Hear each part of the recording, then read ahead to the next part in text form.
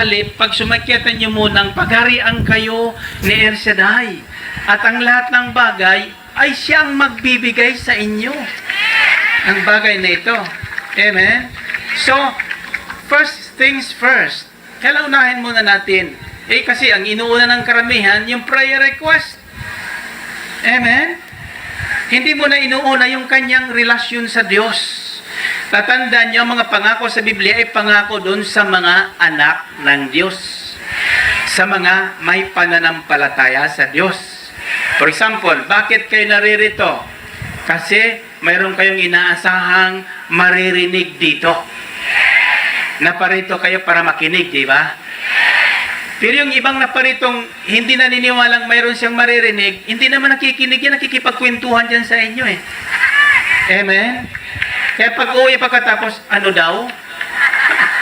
Tatanong, ano naman sinabi ni Brother Mike? Papaniwala ka naman dyan. Ano? Akala niya naloko niya ako, pero ang totoo, siya ang niloko niya ang sarili niya. Amen? So, sabihin niyo, paniniwala. Ngayon, bakit marami naghihirap? Kasi naniniwala silang mahirap lang sila. Naniniwala silang mahirap yung isang bagay. Amen?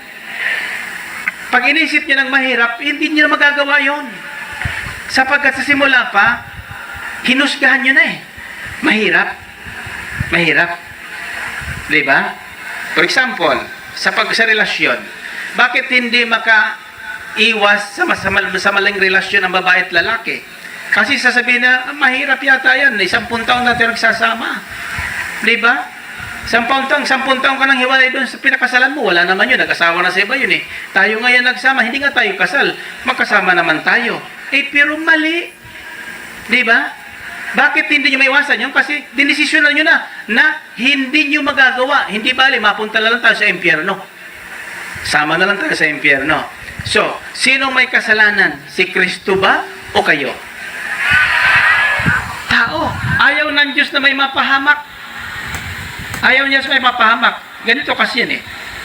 Gusto niyo lumago ang inyong panampalataya? Ako ganito ang ginawa ko eh. Nung makilala ko ang Panginoon, ang unang inisip ko hindi yung kikitain ko ngayon. Ang unang inisip ko hindi yung kalusugan ko ngayon. Ang unang inisip ko hindi yung kayusan ng aking sambahayan ngayon. Ang unang inisip ko yung dadatnan ko pagdating ng panahon. Amen? Goal first. Kailangan magkaroon tayo ng tinatawag na goal, direction. Ang unang dinidireksyon ng taong nananalig sa Diyos ay makaharap yung Diyos pagdating ng panahon. Sapagkat dito, gaano man nating katatag ang ating buhay, gaano man mas kinayagyayabang tayo laging bata at gwapong kagaya ni... Hallelujah.